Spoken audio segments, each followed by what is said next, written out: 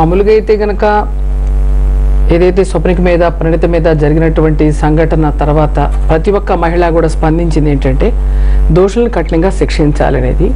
మొట్టమొదట కేసు పెట్టినప్పుడు ఎందుకు పోలీసులు స్పందించలేదు అనేటువంటి ఒక ప్రశ్న. వీళ్ళని బాగా కఠినంగా శిక్షించాలి, వెంటనే పట్టుకోవాలి అనేది.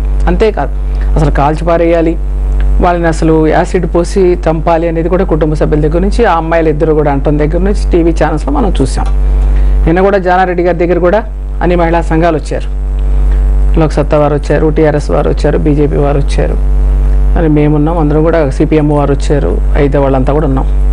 ఆయన కూడా మేము అది అడిగాం, ఏమండి మీరు ఎందుకు ఇట్లా కేసు తీసుకోలేదు, మీరు ఎందుకు నిర్లక్ష్యం చేశారు, ఆ నిర్లక్ష్యం ఖరీదు వాళ్ళు ఎంతైనా చూశారు కదా, ఈ రోజున ఇప్పుడు ఆ అమ్మాయిల పరిస్థితి ఏంటి, వాళ్ళ జీవితాన్ని తిరిగి ఇవ్వలేం కదా అని చెప్పి ఆయన నిలదీసి అడగడం జరిగింది.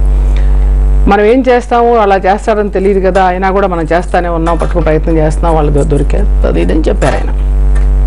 అందరూ కూడా ఈ పిల్లల్ని కఠినంగా శిక్షించాలి, ఉరి శిక్ష వేయాలని చెప్పడం జరిగిందండి. ఇవాళ తెల్లవారుజామున నాకు మామూలుగా 4కే టీవీ చూసే అలవాటు ఉంది. ఒకసారి 3:30కి లేసి కూర్చుంటే, ఒకసారి 4కి కూర్చుని టీవీ ఛానల్స్ అని పెడతా ఉండే అలవాటు ఉండింది. సరే ఆ టైంలో వాకింగ్ చేస్తా కానీ లేకపోతే కూర్చుని చూసే అలవాటు వస్తూ ఉంది. నాకు అన్ని ఛానల్స్ పెట్టి చూసాను, అన్ని ఛానల్లో వస్తూ ఉంది. మనసుకి ఒక రకమైనటువంటి ఏమంటారు దాన్ని సంతోషం, పీడ విరగడైంది అనేది అనిపించిందండి. ఎవరైతే మహిళా సంఘాలన్నీ కోరుకున్నాయో, ఎవరైతే ఆ అమ్మాయిల యొక్క పరిస్థితి చూశారో అందరూ కూడా శిక్ష అనుభవించారు. ఇదివరకైతే ఏ జన్మలో చేసుకున్న పాపం మరో జన్మ అనేవాళ్ళు మరి నరకానికి పోతారు, ఇప్పుడు ఈ జన్మలో చేసుకుంది ఈ జన్మలో అనేది అనిపించిందండి. కానీ ఆ యొక్క ఛానల్స్ అన్ని చూసిన తర్వాత నాకేమనిపించిందంటే గోటితో పోయేదాన్ని గొడ్డలతో చేశారు పోలీసులు అనిపిస్తూ ఉందండి.